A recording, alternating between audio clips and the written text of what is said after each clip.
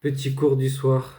Un autre exemple pour illustrer l'instrumentalisation de la nation bourgeoise occidentale, c'est cette manière de récupérer des choses, de les déformer, de les distordre et leur donner les proportions qu'elles n'ont pas pour servir des intentions, des desseins, souvent des mauvais dessins, bien évidemment. Donc on agite la peur de l'autre. C'était au 19e siècle la peur de la Prusse, la peur de l'Allemagne, la peur de l'Angleterre. Et donc chaque fois on instrumentalise, on diabolise. Et donc aussi les Juifs qui étaient présents en Europe étaient diabolisés. Et simplement là aujourd'hui, prenons le cas des frères musulmans. Je viens de voir passer dans une des vidéos, je ne sais plus comment elle s'appelle, non, c'est pas Laurence Ferrari, mais elle porte un nom de ce genre-là aussi. C'était une ancienne animatrice et elle a dit que les frères musulmans allaient instaurer la charia et que ça ne servait à rien de parler du sexe des anges. Personne n'a compris l'allusion puisqu'elle parle vraiment à un ensemble de gens qui sont généralement incultes, mais elle parlait de l'Empire byzantin qui parlait juste avant de son effondrement du sexe des anges. Et bien évidemment, elle a pris un effondrement de l'Empire byzantin qui serait lié à l'invasion arabe ou l'invasion musulmane de la Turquie. Ce qui n'était pas exactement dû qu'à ça.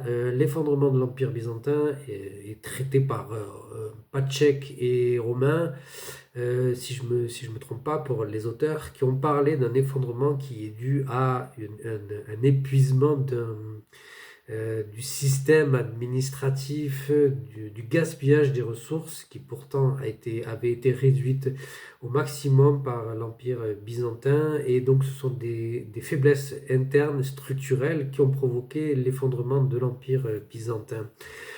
Donc, encore une fois, mauvais exemple, mauvaise connaissance de la part de ces personnages qui ne sont même pas des journalistes, ni même ont dû savoir, et qui sont sur CNews. Donc, tout ça pour reparler encore des frères musulmans. Les frères musulmans, un rapport qui avait été donné au ministère de l'Intérieur avait pourtant établi que les frères musulmans ne représenteraient que 7% de l'islam en France. Donc, ce qui ne voudrait pas dire que c'est faux. Les frères musulmans ont de véritables ambitions politiques. C'est même un des groupes de l'islam qui a des ambitions politiques. C'est pas tous les groupes de l'islam qui ont des ambitions politiques. Beaucoup se contentent simplement d'être des religieux et donc de ne pas mélanger la politique et la religion. Mais chez les frères musulmans sont apparus en Égypte avec Hassan el-Benna, qui était un Égyptien, un prédicateur égyptien, et qui a inventé cette nouvelle approche qui est mêlée de contestation néocoloniale, d'un projet de société. Et donc, on a quelque chose de nouveau qui est apparu et qui est apparu en plus dans la lignée de l'évolution qui se produisait dans le monde, de la mondialisation qui se produisait. Donc les frères musulmans, oui, ont bien un projet politique qu'ils affichent au travers de leurs différentes organisations en Europe et notamment l'OUIF, mais n'ont réussi à rien et à la limite, leurs ambitions seraient plus davantage à rapprocher d'un modèle de la social-démocratie plutôt que la charia, étant donné que peu de pays, et puis on déforme un mot qui nous veut dire que code de loi, ensemble de lois, dont il est même dit que Napoléon se serait inspiré des lois islamiques, la charia ne voulant dire que ensemble de lois. Donc pareil, encore une fois, en Occident, de manière grotesque, on déforme, on reprend des mots, on les tord, on les retord, on leur donne un caractère horrible pour des choses qui sont relativement banales ou même qui ont de la valeur, qui sont des choses qui sont utiles à la société, comme les lois. Donc la charia, c'est un ensemble de lois et de lois musulmanes tirées de la religion musulmane, puisque la religion musulmane se base sur un ensemble de préceptes qui régule la vie de la société, du musulman, etc. Et donc, voilà, pour revenir aux frères musulmans, leur objectif n'est pas de mettre en place la charia dans les pays. De toute façon, les frères musulmans n'ont réussi nulle part sur la planète, et sauf peut-être en Palestine, et encore qu'il faudrait étudier vraiment le phénomène et voir comment les frères musulmans et le Hamas sont réellement liés, et alors qu'il vaudrait peut-être mieux étudier le Hamas prioritairement comme un mouvement de contestation suite à une situation qui n'avançait pas, dans un ghetto à ciel ouvert, dans un apartheid, avec une situation qui est terrible pour les Palestiniens depuis 76 ans. Et donc c'est plutôt comme ça qu'il faudrait voir le Hamas, plutôt que véritablement les gens de Palestine auraient choisi de s'affilier à la branche, à une branche des frères musulmans, comme si ça allait vraiment leur apporter un plus.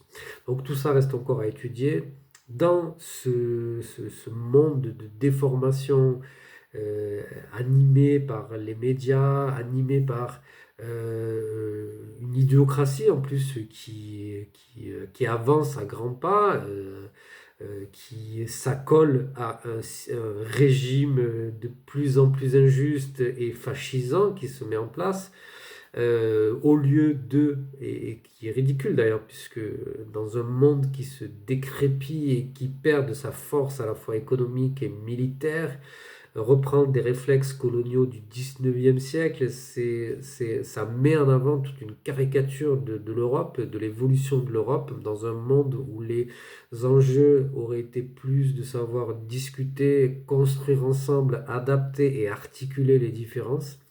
Au contraire, on a une Europe qui devient de plus en plus caricaturale. Heureusement, pas toute l'Europe. Heureusement, il reste des gens éclairés et des gens qui savent ou qui voudraient peut-être réfléchir autrement. Malheureusement, encore des fois avec cette idée que les valeurs européennes sont universalistes et donc il faut en passer par leur expertise et qu'ils savent faire, alors que ce n'est absolument pas la bonne solution, mais plutôt articuler un dialogue pour voir comment chacun peut vivre avec sa manière de vivre, faire avec l'existant aussi, et mettre en place, même en Occident, des articulations de dialogue avec des situations que l'Occident a lui-même provoquées, c'est-à-dire s'est servi des migrations, a mis ses gros sabots partout sur la planète, a créé pratiquement c'est pas à créer pratiquement, a fait des grands remplacements sur tout le continent américain, remplaçant ses populations, ses propres, enfin les populations locales d'Amérique